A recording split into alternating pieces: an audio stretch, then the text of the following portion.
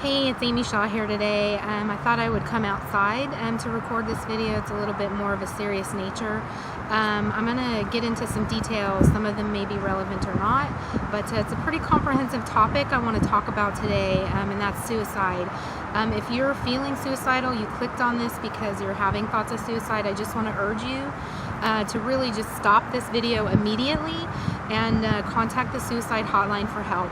I personally have contacted them a few times in my younger years, and they're very, very well-trained professionals who have great hearts and listening ears, and they're there to help you. So I just want to encourage you to don't be afraid to do that, to reach out right now. Just stop this video and do that. I'm going to put the number up on the screen for you. If you're not in acute crisis at the moment and you just clicked on this, maybe you have a friend or a family member who's talking about suicide, who has committed suicide, you've thought about it or struggled with it yourself in the past, but you're not in acute crisis, then just welcome to my channel. You know, it's about to be Christmas in a few days. The holidays are a really difficult time for a lot of people. The reason that I want to talk about this is it came across my radar this week, someone expressing suicidality on a YouTube video, and I was very touched by that. I've struggled with suicide personally my entire life, and so it's something that I know a lot about very, very intimately in my ongoing relationship with suicidality. I have made another video on my channel talking about the contagious nature of suicide. So if you'd like to go watch that video after this, I encourage you to do that. I'm going to talk a little bit about my personal experience with it throughout the years, but mostly just the contagious nature of it and how we have to be so careful about what we say and how we say it in all sorts of media platforms. So today I want to talk about it from a more comprehensive perspective and from many different levels and layers. I'm going to try to bring in the shamanic perspective as much as I can, but this isn't going to be entirely shamanic. It's going to be on many different layers from many different perspectives. I have also had a lot of experience, you know, in the greater mental health field, being a social worker. I worked 12-hour hotline shifts for women's domestic violence shelter. A lot of times the women would call in and they're in desperate situations and they're suicidal. So I have experience in working with people in acute crisis, in suicidal crisis, in violent situations. During those 12-hour shifts, I also did groups with the women in shelter. So I do come from a background of having professional paid experience, a career in helping professions and working with people in acute mental health crisis and emotional distress. So a lot of my experience is coming out in that, and as I said, it's not going to be entirely shamanic. It's going to be multi-level, multi-layer. The first thing I want to talk about is some statistics. I did a little research so that I could make this video and feel confident about what I was bringing to it. According to the American Foundation for Suicide Prevention, over 44,000 Americans die by suicide each year. That's 121 a day. Now, I've also done online training with you know, the United States military for working with veterans, and so I'm very familiar with those statistics. They say about 21 veterans commit suicide a day. So of the 121 people a day that commit suicide, approximately 21 of those every day are veterans. For every suicide, there are 25 attempts. Men die by suicide 3.5 times more than women. White males accounted for 7 of the 10 suicides committed in 2015. The rate of suicide is highest in middle-aged white men in particular. In 2015, the highest suicide rate, 19.6%, was among adults between 45 and 64 years of age. The second highest rate, 19.4%, occurred in those 85 years and older. Younger groups have had consistently lower suicide rates than middle-aged and older adults. In 2015, adolescents and young adults aged 15 to 24 had a suicide rate of 12.5. Now here's some CDC facts. Suicide rates for females were highest for those aged 45 to 64 in both the 1999 and 2014 figures. This age group also had the second largest percent increase since 1999, so a 63% increase. So in other words, this idea that, it's teenagers, females, males committing suicide. While they do, the highest suicide rate actually is among adults between 45 and 64 years of age and men, white middle-aged men. And that the fastest growing category of successful suicide is among white middle-aged women. In 2014, the age-adjusted rate for males is 20.7. It was more than 3 times that for females, which is 5.8. From 1999 through 2014, the percent increase in the age-adjusted suicide rate was greater for females, so a 45% increase, than males, who only had a 16% increase, resulting in a narrowing of the gender gap in suicide rates as measured by rate ratios. The ratio of male to female suicide rates was lower in 2014 than in 1999. And then, according to the National Institute of Mental Health, suicide was the 3rd leading cause of death among individuals between the ages of 10 and 14, and the 2nd leading cause of death among individuals between the ages of 15 and 34. There were more than twice as many suicides in the United States as there were homicides. So these are just some statistics. It sounds like a little gobbledygook, but I think it's important to talk about that, so we get a good picture of what's really happening in the United States. I wanted to share this little diagram that I got off the internet, and I will talk about it. It says 9.8 million adults had serious thoughts of committing suicide. 2.7 million adults made suicide plans. 1.4 million adults attempted suicide. 1.1 million adults made plans and attempted suicide. And 0.3 million adults made no plans and attempted suicide. So there you go. There's the little diagram, and I think it's important to talk about, successful attempts versus just suicidal ideation. So the next thing I want to talk about are some risk factors and warning signs. Okay, I'm going to go over these as quickly as I can. I just think that's really important to be aware, self-aware, and also aware among your family and friends. Talk. If a person talks about being a burden to others, feeling trapped, experiencing unbearable pain, this can be physical or emotional, having no reason to live, and killing themselves. So this is if they're talking about this. Some of the behavior signs: increased use of alcohol or drugs, looking for a way to kill themselves, such as searching online for materials or means, acting recklessly, withdrawing from activities, isolating from family and friends, sleeping too much or too little, visiting or calling people to say goodbye, giving away prized possessions, and aggression. A mood. People who are considered suicidal often display one or more of the following moods: depression, loss of interest, rage, irritability, humiliation, and anxiety. Some of the risk factors for suicide are health factors. Of course, mental health conditions, depression, bipolar, schizophrenia, borderline or antisocial personality disorders, conduct disorders, psychotic disorders or psychotic symptoms in the context of any other disorder, and anxiety disorders. Substance abuse disorders, and serious or chronic health conditions and or pain. Again, that gets into the physical pain aspect of it. Definitely disability, sudden loss of health, that type of thing. Environmental factors and historical factors. Stressful life events, which may include a death, divorce, or job loss. Prolonged stress factors, which may include harassment, bullying, relationship problems, and unemployment.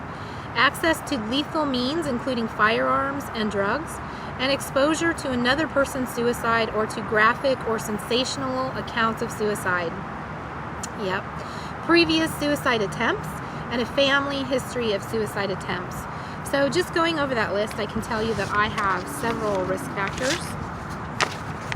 And it's one of the reasons that talking about this is very precarious, and we have to do it carefully and sensitively, because even just talking about it can bring up thoughts of suicide for other people.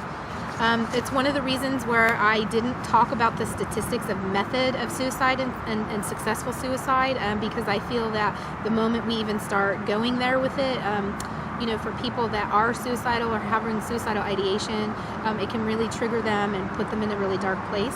So I am not willing to discuss suicide method online. If you're feeling suicidal, you want to reach out to me. Again, I encourage you first to call the suicide hotline and get out of the immediate crisis that you may be in. But if you're having these ongoing thoughts and you're used to sort of white knuckling it, as I have most of my life, then I'm more than willing to talk with you more specifically about that. I just am not willing to make a video and talk about that. So before I get into the shamanic view, what I want to talk about is some of the recommended treatments according to the American Foundation for Suicide Prevention. Obviously, psychotropic medication, seeing a psychiatrist to address any mood disorders or personality disorders or psychiatric symptomology that you may be having. So they recommend psychotropic medications. They recommend psychotherapy, specifically CBT, which is cognitive behavioral therapy. And what that does is retrain the mind so that you can address the thoughts from that perspective.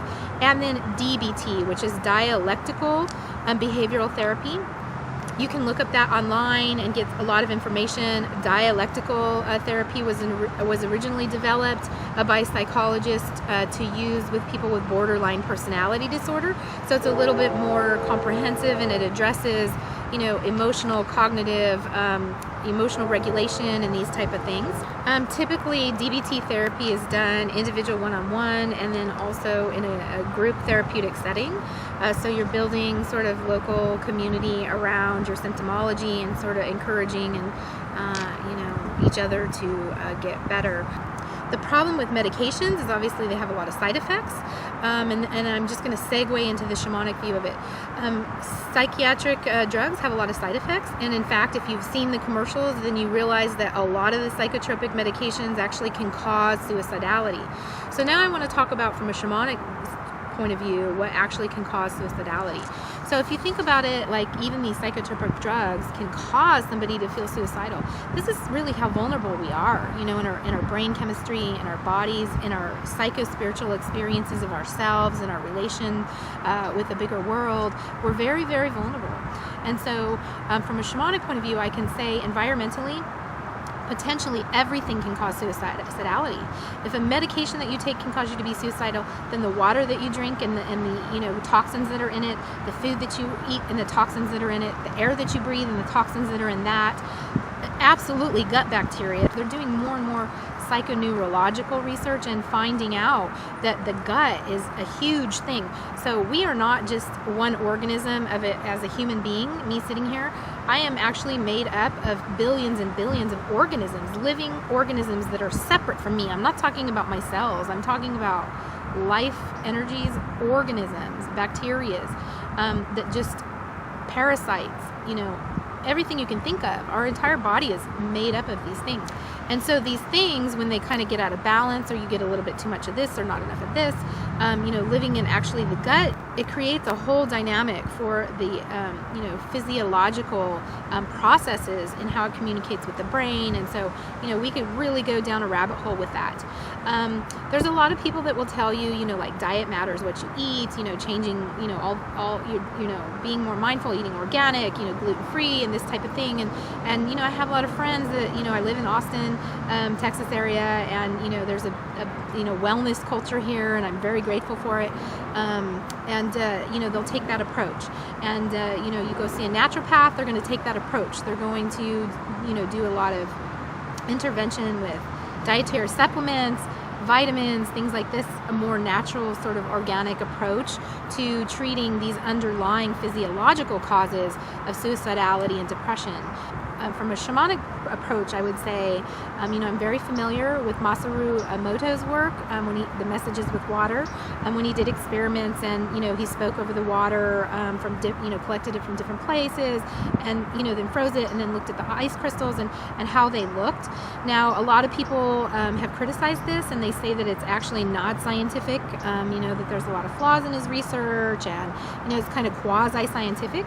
But I think that what he contributed actually is a much more shamanic, metaphysical view. And I certainly have personally known of shamans who have gotten together, in groups and done experiments where they've literally altered the pH balance of water. They've literally altered the pH balance of food. It's pretty easy to test that. You can get pH strips pretty easily over the counter. So they've done before and after tests, on the food, on the water, and, have seen pretty significant results of, just in their intention. And so I would have to say from that perspective that, it isn't as much the food that you eat or what you're consuming, the air that you're breathing, or the environmental toxins. It's mastering actually the ability to transmute that in a way that they're not harmful for you. Now, again, this is really advanced level shamanism. If you're just coming to my channel and you're feeling suicidal, please don't misunderstand me and say that I'm recommending that you go out and try to, transmute these things on your own.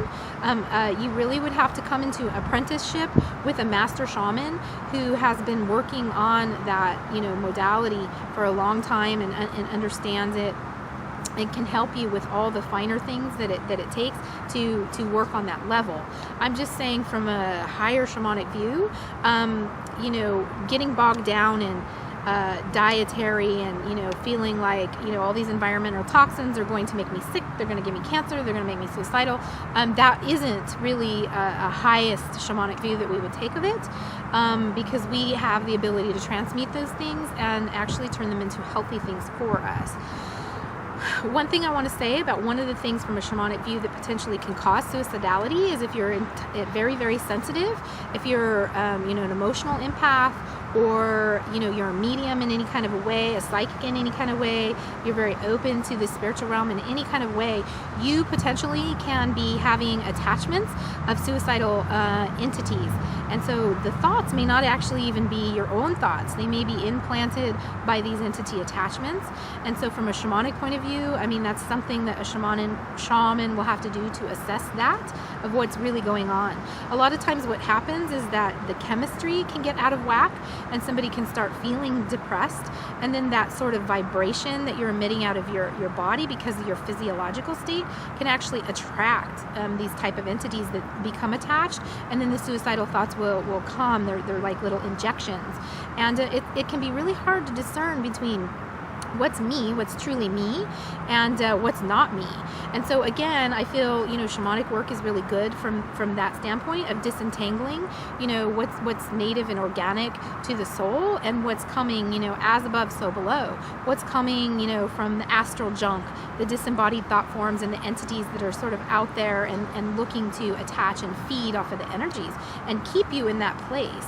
So that they can continue to feed off of you.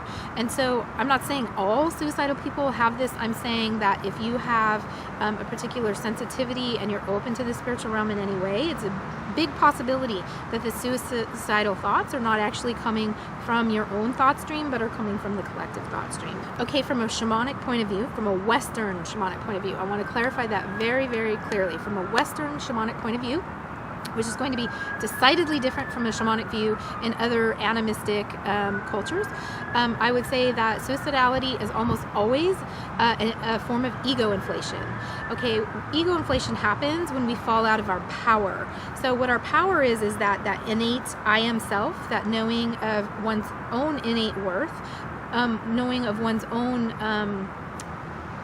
purpose here in life and right to exist. The reason and purpose for being here at this time in this incarnation, and the right to exist, to be here. So it's falling out of that, falling away from that, falling out of that internal power of the I am self. And then what happens is we attach or over-identify with the ego self, which is the thoughts in our head that are always running. And so we start to identify that those are us, that's me, that I'm suicidal, that I'm, in actuality, from a shamanic view, how I would deal with ego inflation is to help adjust somebody to bring them back to their power. And this is very much in line, with the psychotherapeutic approaches of DBT and CBT. However, the shamanic approach is much quicker in a sense, and it's much more focused on the soul path. So there's a spiritual component in the shamanic path that a lot of the psychotherapies don't fully integrate or grasp or bring into the treatment modality. So from the shamanic point of view, I would definitely want to get somebody back into their power, into their inner knowing, their I am self, and away from the ego inflation. One of the ways that we combat ego inflation is to disconnect from the thoughts, to become a non-judgmental observer of the thoughts, and not grab onto them as if they are our own experience. I mean, this is where the CBT comes in, is working with the thought patterns, disentangling those out from ourselves, and feeling at the same time that you're disentangling from the thoughts, feeling into the emotion of what's driving them.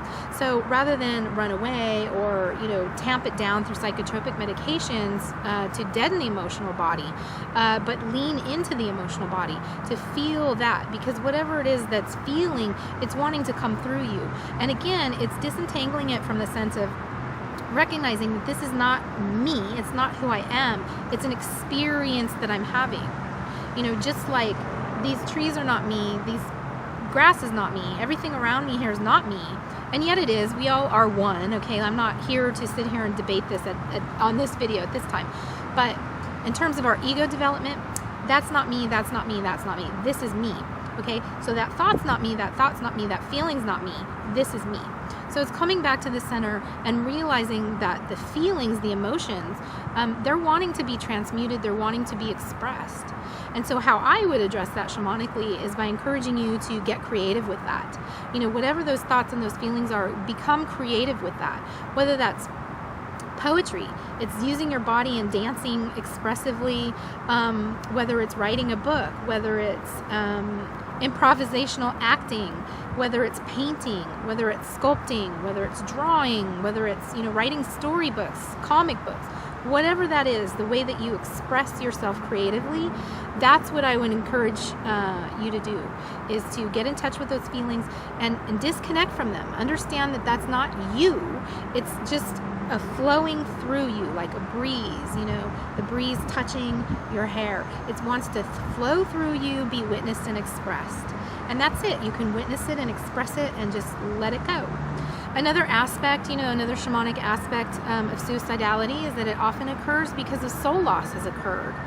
Soul loss can occur for a whole variety of reasons. I've talked about that before.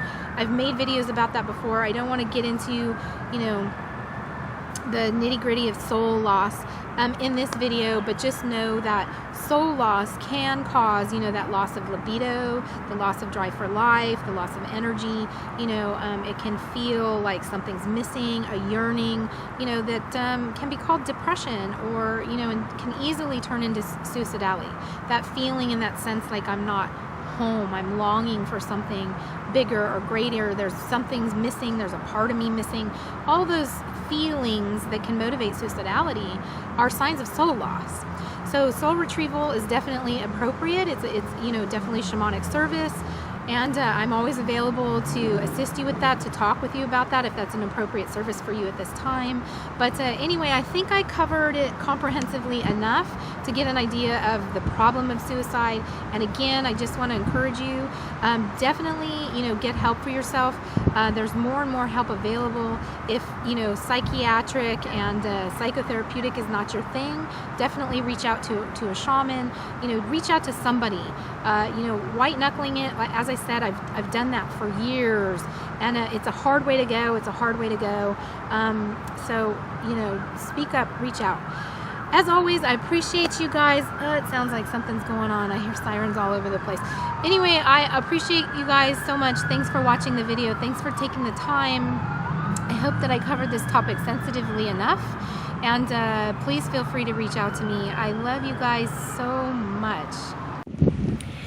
Hey, I realized, after I made that video that I didn't go far enough, actually, probably, in talking about the shamanic approach to ego inflation, specifically, maybe not suicidality, but in the long term, that's what suicidality is caused from, is ego inflation.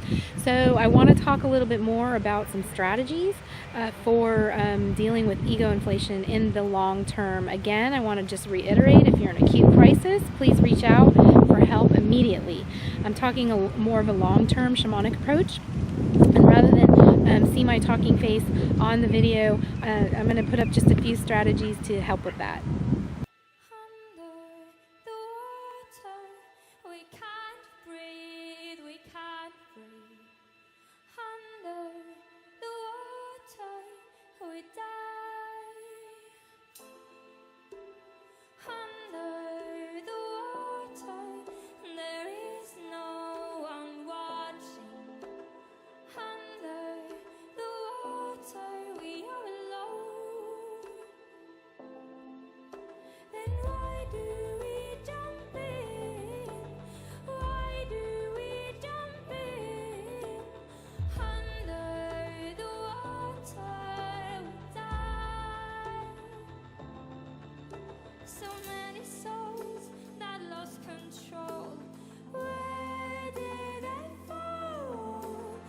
To the deep